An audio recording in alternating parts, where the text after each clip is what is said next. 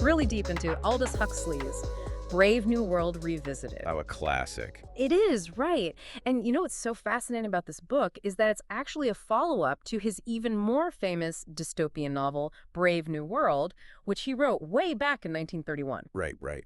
But in Brave New World Revisited, Huxley is looking at the world in 1958, and he starts to see how reality is, well, how it's getting a little too close for comfort to the dystopia he imagined in his novel. Yeah, it's a bit unsettling when you think about it. It is. And I think it's important to remember that Huxley wasn't just trying to scare people with a good story. Right. He was genuinely worried about the direction he saw society heading in. Yeah. And he felt this, almost this urge to warn people about the potential threats to freedom and democracy. Yeah, he really wanted to shake people up and get them thinking about the choices they were making, both individually and as a society. Absolutely. So, okay, let's unpack this a bit.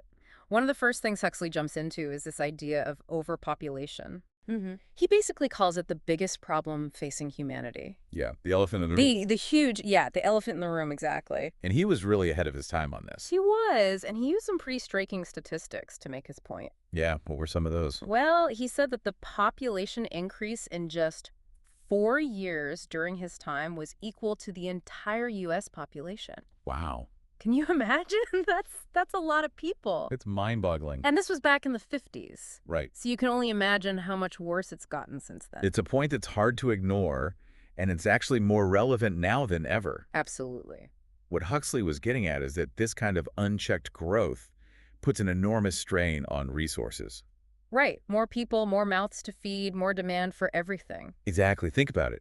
More people need more food, more water, more energy. Housing, transportation. Everything. And this strain on resources, well, it can lead to a whole bunch of problems. It can, and it does. Like what? Give us some examples. Well, think about economic instability. Right. Social unrest. And in the worst-case scenarios, it can even create the conditions for totalitarian governments to rise. So it's like this vicious cycle. Yeah, go ahead. Overpopulation leads to scarcity, which leads to conflict and instability, which makes people more willing to give up their freedom in exchange for security and order. It's a very sobering thought, especially when you consider how much the global population has continued to grow since Huxley's time. Yeah, it's not like this problem has gone away. Not at all. And Huxley really delves into this whole imbalance between death control and birth control. Right. It's a fascinating point. Yeah, what's he saying about that?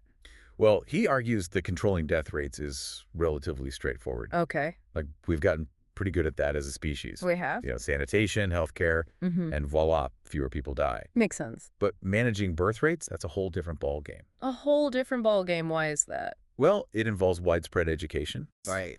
Access to resources. Okay. And even a cultural shift in many parts of the world. So it's not just about providing people with contraceptives. No, it's much more complex than that. It's about empowering people to make informed choices about family size. Exactly. And it's about addressing some deeply ingrained beliefs and social norms. It's like he's saying, we've figured out how to keep people alive longer. We have. But we haven't quite figured out how to manage the consequences of that success. That's a great way to put it. And Huxley even points out this kind of interesting paradox. Oh. What's that? Well, he says there aren't many religions out there that are advocating for unlimited death. Right. But many encourage having as many children as possible. That's an interesting observation. And this mismatch, well, it just adds fuel to the fire of population growth. It's a complex issue with no easy answers. No easy answers at all. But it's one that we can't afford to ignore. Agreed. So we've established that overpopulation is, well, it's a pretty big deal. Definitely. But Huxley doesn't stop there. He doesn't. He then turns his attention to the role of technology.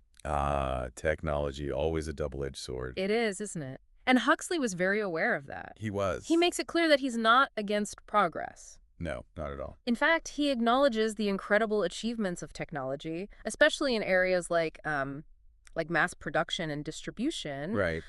But and this is a big but, There's always a but. he warns that these advancements can also lead to a concentration of power in the hands of big corporations and governments. That's a valid concern. And he even quotes the philosopher and psychiatrist Erich Fromm, who said that this trend makes society increasingly less conducive to mental health.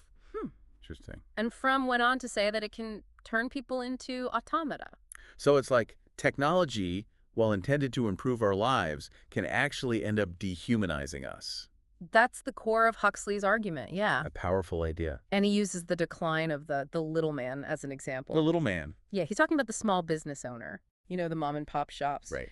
And he's saying that with mass production and these huge corporations taking over, individuals are being forced into these massive organizations. And they start to feel like just cogs in a machine. Exactly. They lose their sense of autonomy. Sense of purpose. And they become, well, more like those automata that Fromm was talking about. It's like technology is contributing to the over-organization of society. Which, of course, Huxley also saw as a major threat. Absolutely. And he has this really striking metaphor to describe it. Oh, tell me about it. He compares over-organized societies to termite colonies. Termite colonies. Wow, that's quite the image. It is, isn't it? But what's he getting at with that? Well, he's arguing that just like in a termite colony, over-organization can lead to a situation where efficiency and conformity are prized above all else. I see. Individuality and diversity, they get sacrificed for the sake of the collective. That sounds a lot like the social ethic that William White described in his book, The Organization Man.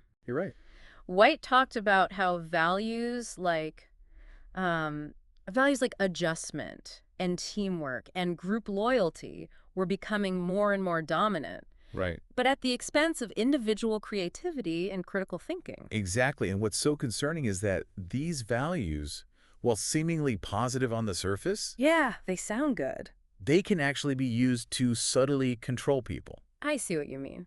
You're encouraged to fit in, to be a team player, to not rock the boat. Right, don't make waves. Exactly. And it's like that old saying, the nail that sticks out gets hammered down. Right, but if everyone's too afraid to stand out, then who's going to challenge the status quo? That's the danger Huxley saw in over-organization. Right. It creates a climate where individuals are less likely to question authority or think for themselves. And historically, we've seen how prioritizing the collective over the individual can have devastating consequences. Think about regimes like Hitler's or Stalin's, Yeah. where this kind of thinking was taken to horrific extremes. It's a chilling thought. It is. So we've got overpopulation creating pressure and instability. Right. And we've got technology enabling the rise of these massive impersonal organizations. Exactly. And then Huxley takes it a step further. Oh, he does. Yeah, he starts to examine how these conditions create fertile ground for manipulation and control.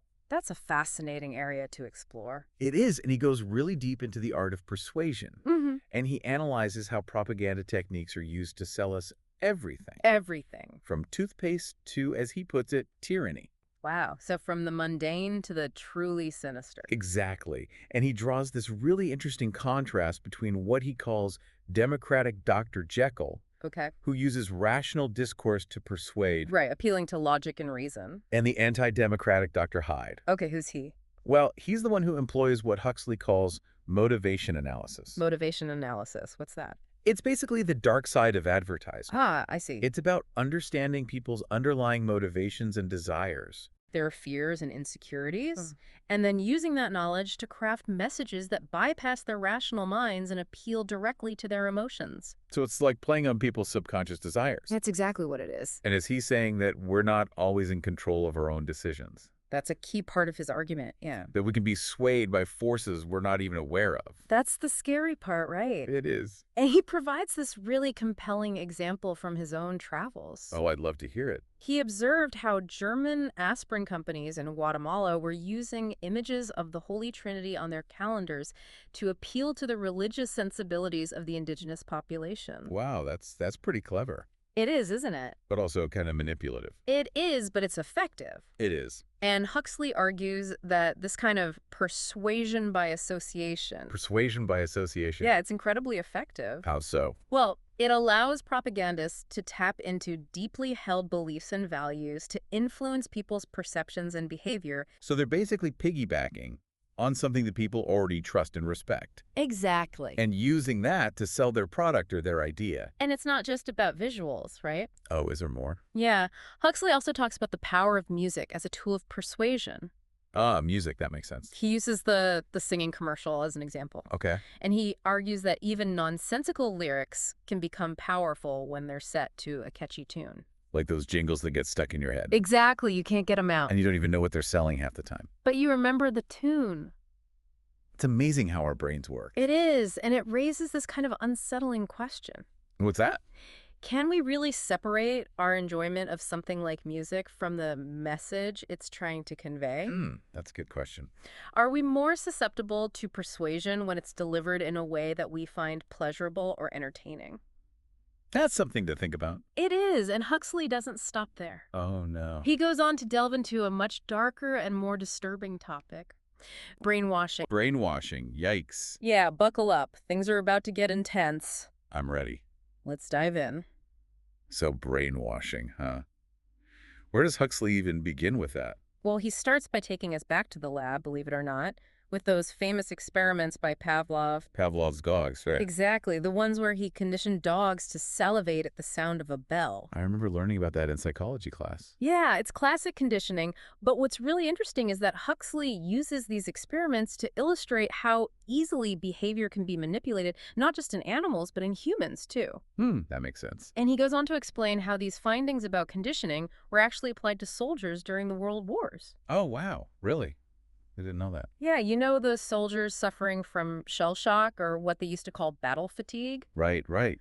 Well, some doctors and psychiatrists started using these conditioning techniques to try to treat them. So they were trying to reprogram their responses to trauma. In a way, yeah, but what's even more disturbing is that Huxley traces the evolution of these techniques from, relatively benign attempts at therapy Okay. to the much more sinister methods used by totalitarian regimes. Ah, I see where this is going. Yeah, it gets pretty dark. So he's talking about things like torture and brainwashing, That's exactly what he's talking about. and how these techniques were used to extract confessions, to instill new ideologies. To basically break people down and rebuild them in the image of the state. It's a chilling thought. It is, and he provides some pretty specific examples, too, like the interrogation methods used by communist police Oh, wow. and the systematic indoctrination of Chinese field workers. So these weren't just isolated incidents. No, they were part of a deliberate strategy to control people's minds. And Huxley was sounding the alarm about this back in the 50s. He was, and it's pretty remarkable how prescient he was. It is, considering how these tactics are still being used today in various forms. That's the scary part, right? It is. It's like history repeating itself. And Huxley didn't just stop at brainwashing, There's more. Oh, yeah. He also delves into this fascinating and kind of creepy concept called hypnopedia. Hypnopedia, what's that? It's sleep teaching, basically learning while you're asleep. Learning while you sleep, is that even possible? Well, that's the question, isn't it? Huxley actually describes this real-world example from a California prison camp back in 1957, Okay. where they were using sleep teaching techniques to try to rehabilitate prisoners. And did it work? Well, the results were mixed, but it definitely caught Huxley's attention. I bet it did. And he connects it back to the sleep teaching that's depicted in Brave New World. Ah, right, the dystopian future, where people are conditioned from birth through sleep learning. That's the one. So what's the science say about hypnopedia? Can we really learn complex information while we're asleep? Well, the research is still pretty inconclusive, but Gotcha. some studies do suggest that it might be possible to influence behavior through suggestion during sleep. Like planting ideas in people's minds while they're vulnerable? In a way, yeah, and Huxley was really intrigued by this idea. I can see why. And he also explores this other related concept called subliminal persuasion. Subliminal persuasion, that sounds familiar. Yeah, it's basically the idea that you can influence people's thoughts and behaviors by exposing them to messages that are below their conscious awareness. Like those hidden messages in movies and advertising. Exactly. And Huxley talks about how this technique was actually being used back in 1957 by this company that was using tachistoscopes to flash hidden messages on movie screens. Wow, so this stuff isn't just science fiction. No, it's been around for a while, and Huxley was really concerned about its potential for abuse, especially in the hands of advertisers or political figures. And it's even more of a concern today with the internet and social media. It is because we're being bombarded with all these subtle messages all the time. And we're often not even aware of it. And that's what makes it so insidious, right? It is. It's like a form of mind control that we're not even conscious of. And it raises this really important question, how do we protect ourselves from these manipulative forces? That's the million-dollar question, isn't it? It is, and thankfully Huxley offers some potential solutions. Oh, good. I was hoping he wouldn't leave us hanging. He doesn't, and it all starts with education. Education, that makes sense. But not just any education. He's talking about education for freedom. Education for freedom. I like the sound of that. What does he mean by that? Well, he emphasizes the importance of training people in language analysis Okay. and propaganda detection. So basically, giving people the tools to think critically about the information they're being given. Exactly. It's about learning to see through the spin, to identify the techniques that are being used to manipulate us. It's like building up a mental defense system against propaganda.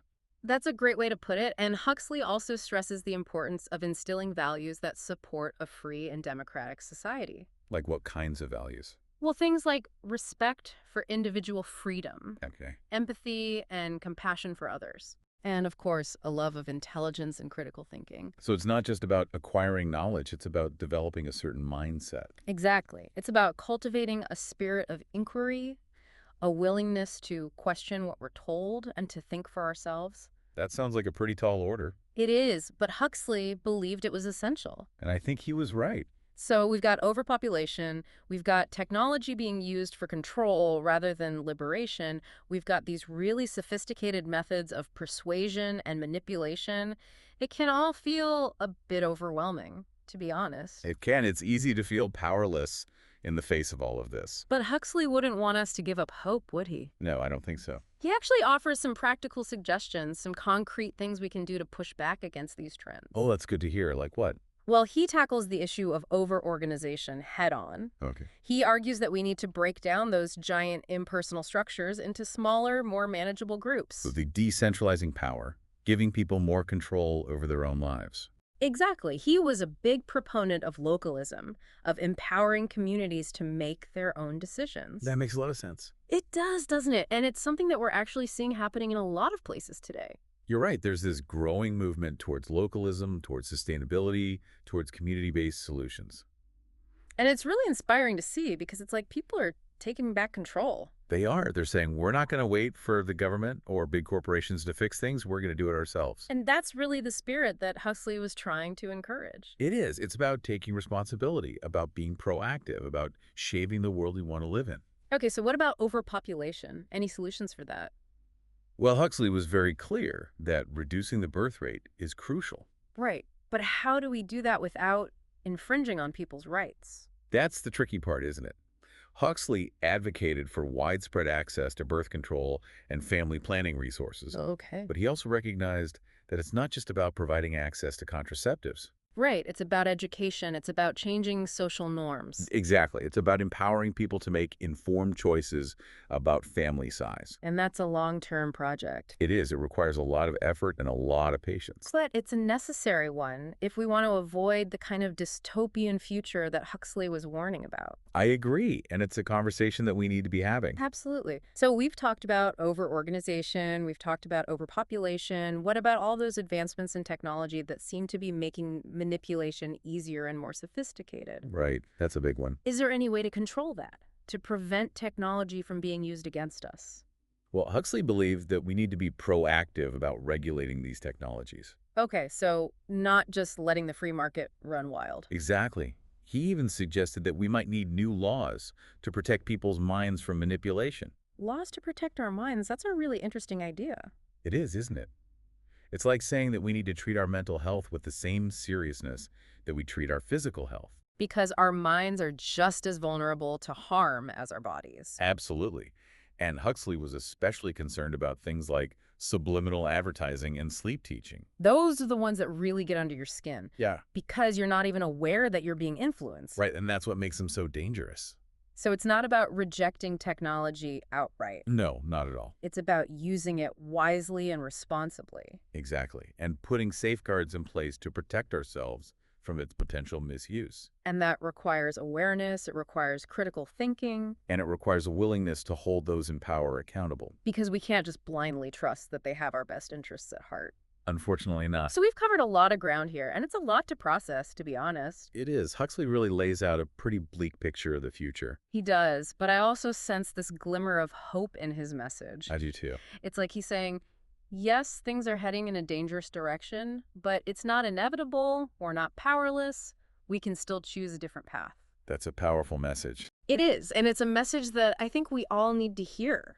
Yeah, that's the part that really sticks with you. You know, this idea of a scientific dictatorship, one that might never be overthrown. Like, how do you even fight that? It's a chilling thought, and it makes me think about how some of Huxley's predictions from 1958 are, well, they're even more relevant today than they were back then. It's like he was looking into a crystal ball or something. He was incredibly perceptive, especially about this idea of nonviolent totalitarianism.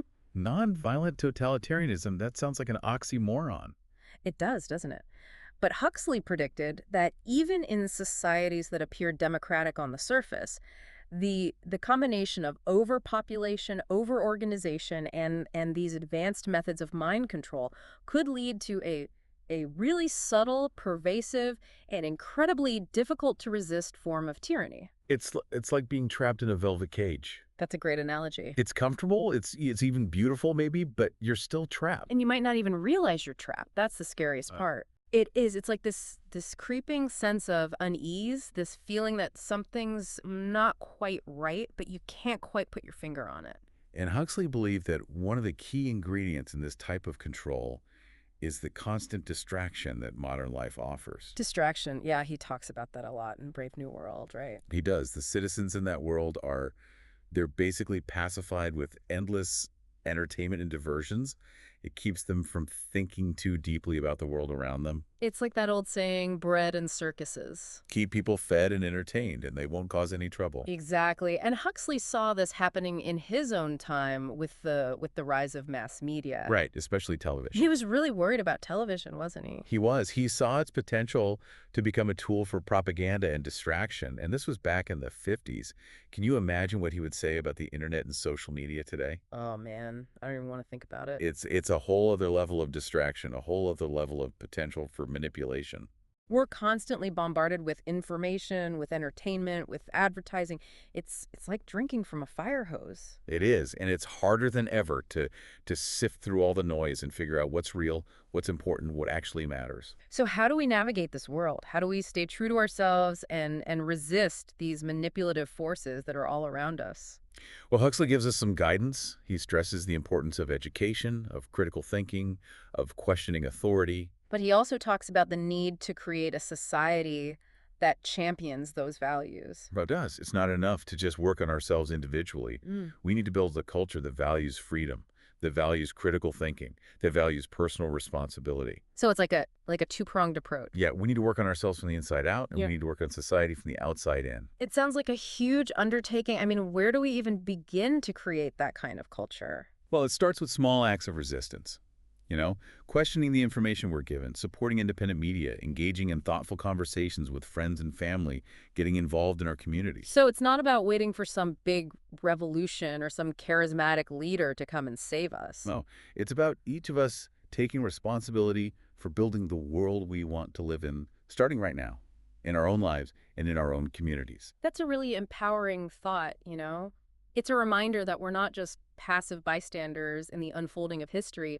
We're active participants. We have a choice. We do have a choice. And we can choose to create a world that is more just, more equitable, more humane. That's a world I want to live in. Me too. And I think that's the most powerful message that Huxley leaves us with. We have a choice. We're not powerless. We can shape the future. But it takes work.